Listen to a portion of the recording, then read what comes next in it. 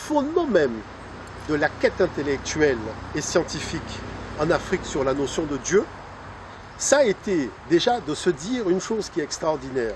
Hein. C'est-à-dire que si on a la biodiversité, c'est qu'il y a bien quelqu'un qui est à l'origine de l'apparition, de la gestation, de l'enfantement, de la création de cette biodiversité.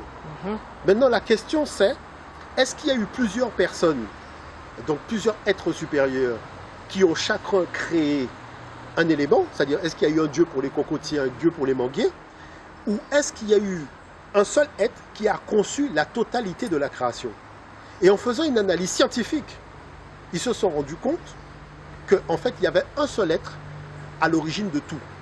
Mais la nature de cet être, c'est que chaque fois qu'il a créé quelque chose, la chose a préexisté à son existence. Ça veut dire quoi? C'est-à-dire qu'on insiste beaucoup sur le fait que Dieu a créé l'homme. Mais ce n'est pas ça qui est important. L'homme a préexisté à lui-même. Ça veut dire quoi? Ça veut dire que Dieu a créé les conditions préexistentielles de l'humanité avant d'engendrer l'humanité. Et c'est ça qui fait la particularité du discours sur Dieu dans le cadre de la cosmothéologie africaine. Donc tout de suite, non seulement ils voient qu'il y a un Dieu unique, ils disent que le soleil, c'est-à-dire la lumière, est la manifestation de la présence, c'est-à-dire ce n'est pas le Dieu, mais c'est sa manifestation. Or, il y a un seul soleil dans le ciel. Donc, deuxième information, on a Midou Netcher, c'est-à-dire les paroles de Dieu, puisque Netcher n'est pas au pluriel. Et troisièmement, on voit les rois qui sont dits Sarah, c'est-à-dire fils de Dieu, noter leur nom dans un cartouche, qui est le chêne, et on vous dit que le chêne représente l'univers. Donc c'est un cercle, d'accord? C'est un cercle. Et le nom du roi est inscrit au centre du cercle. Moi, je pose une question. Quand on fait un cercle, il y a combien de centres? C'est-à-dire combien de centres qu'il y a dans un cercle? Il n'y en a qu'un seul. Hein? Donc à partir de là, on voit bien que les choses sont scellées. C'est-à-dire que la notion d'un Dieu unique qu'ils ont appelé Wa, Wa c'est le chiffre 1 en mathématiques, quand on parle de Médou Netcher, donc de l'égyptien ancien. Wa, les anciens ont été jusqu'à appeler Dieu Wa, c'est-à-dire l'unique.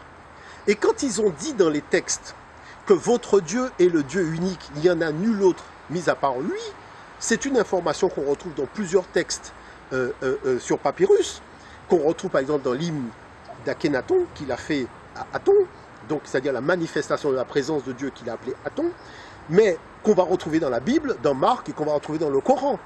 Donc on voit bien que l'information qui a été conçue dans le cadre d'une réflexion spirituelle africaine, cette information a servi de base à la réflexion des autres types de spiritualité, et ces autres types de spiritualité disent elles-mêmes qu'elles se sont nourries, c'est-à-dire que le lait, le sein de la maman africaine, ben c'est ce lait-là qui sont venus téter. Et c'est comme ça qu'on dit que Moïse a été initié par Pharaon à la connaissance du divin. C'est-à-dire qu'il est venu téter la substance spirituelle de l'Afrique.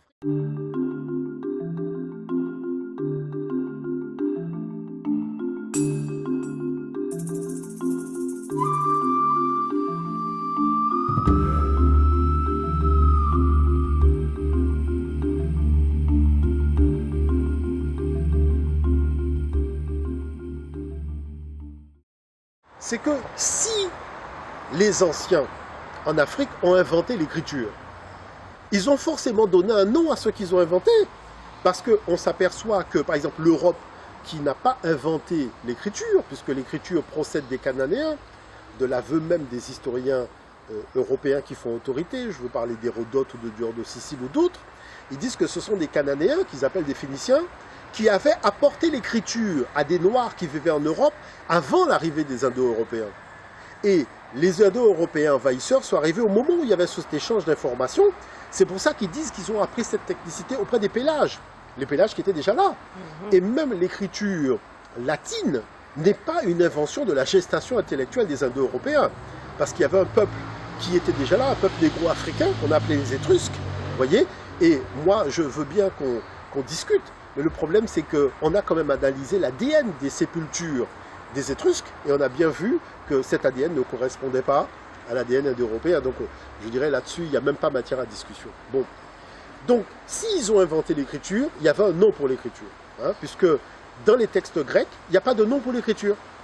On dit la technicité des Cananéens, des Phéniciens.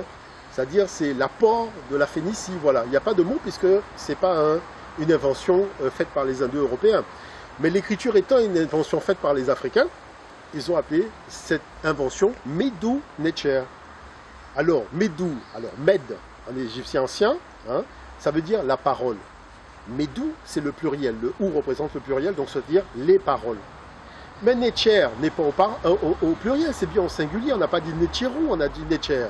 Et Necher, ça veut dire Dieu. Donc, les paroles de Dieu. Donc, quand nos ancêtres en Afrique ont inventé l'écriture, ce n'était pas pour faire des calculs comme en Mésopotamie. Il faut quand même être un minimum honnête. Parce que si on dit que ce qui a poussé à l'invention d'un support, d'un système de fixation de la parole sur un support en Mésopotamie, ce n'était pas pour parler de Dieu. C'était pour faire des calculs, puisqu'on parle de calculi. Mais en Afrique, c'était pour témoigner de l'existence de Dieu. C'est pour ça que tous les historiens de l'Antiquité disent que c'est l'Afrique qui a la première initié l'humanité à la connaissance de Dieu. Et on l'a par le nom de l'écriture.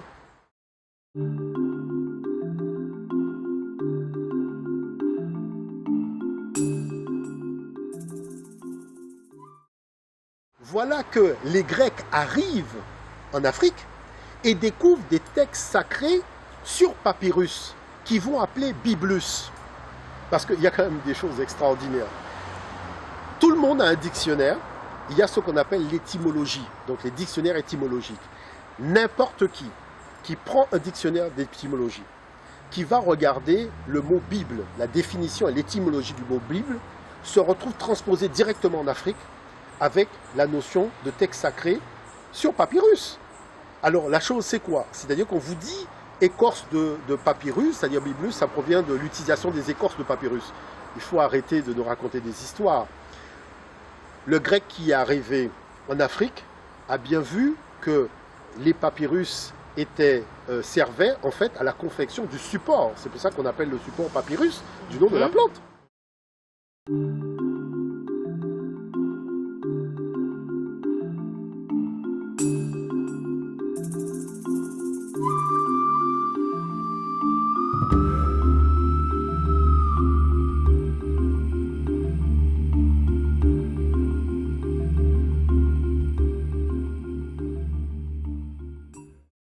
Donc, la question c'est, est-ce que l'ancêtre africain s'est trompé en définissant l'écriture comme une parole? Non, il a raison.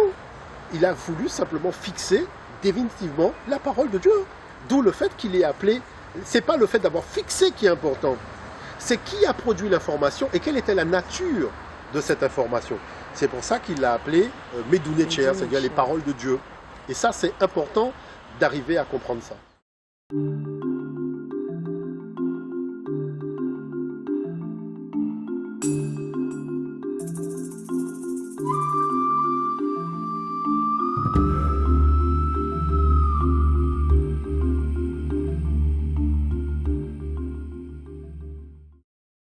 C'est-à-dire la gestion de la relation entre Dieu perçu comme l'infini et l'homme perçu comme le fini.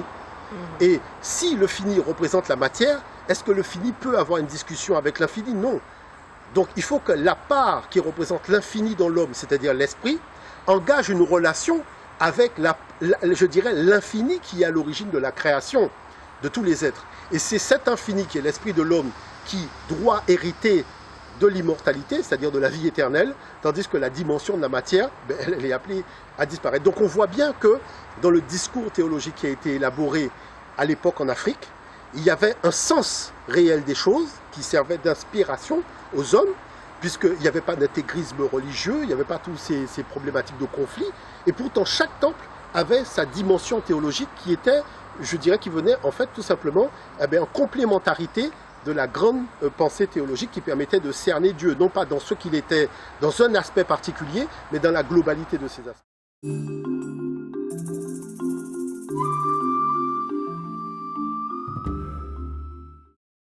Si on prend par exemple le dossier spécial du monde des religions sur la thématique qui a écrit la Bible, tout le dossier vous dit que la notion de vie éternelle, c'est ça le paradoxe.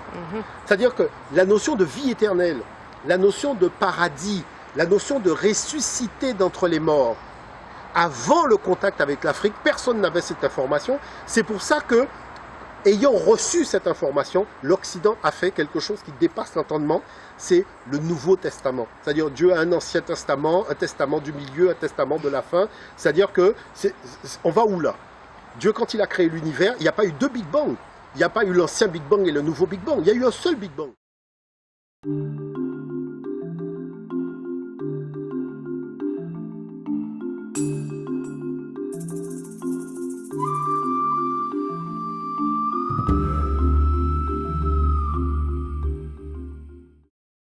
En Occident, tout ce qui revêt de l'ordre de l'importance dans le cadre du fonctionnement de la société occidentale, l'oral prévaut sur l'écrit.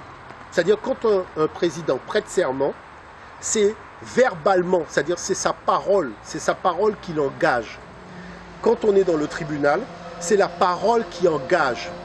Quand on se marie à la mairie, c'est la parole qui engage. C'est-à-dire que l'Occident sait très bien que c'est la parole qui engage.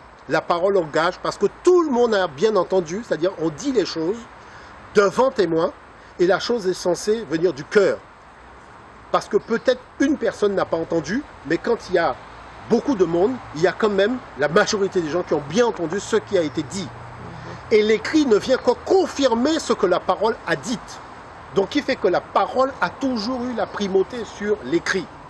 Maintenant, ce qui concerne le débat de l'écrit en Afrique, toutes les civilisations africaines étaient dotées de l'écriture. Mais certaines ont gardé dans un cadre initiatique le système de fixation d'une information parlée. Et que quand les gens avaient le code de lecture, on le voit bien pour les hiéroglyphes, vous voyez, les hiéroglyphes pour vous ce sont des dessins. Mais quand vous avez le code de lecture, vous comprenez la phrase. Et c'est valable pour toutes les civilisations africaines. Vous voyez? Donc tout ça relève en fait d'une vision totalement colonialiste et impérialiste de l'histoire des pays du Sud, avec une chose qui est extraordinaire, c'est-à-dire un Occident qui n'a jamais généré quelque écriture que ce soit de toute son histoire. C'est-à-dire c'est celui qui a été dans l'oralité. Vous voyez une chose qui est extraordinaire, qui a reçu l'écriture de la part de l'Afrique. Et ses propres historiens reconnaissent que l'écriture est venue de l'Afrique. C'est celui-là qui vient nous raconter des histoires de merde.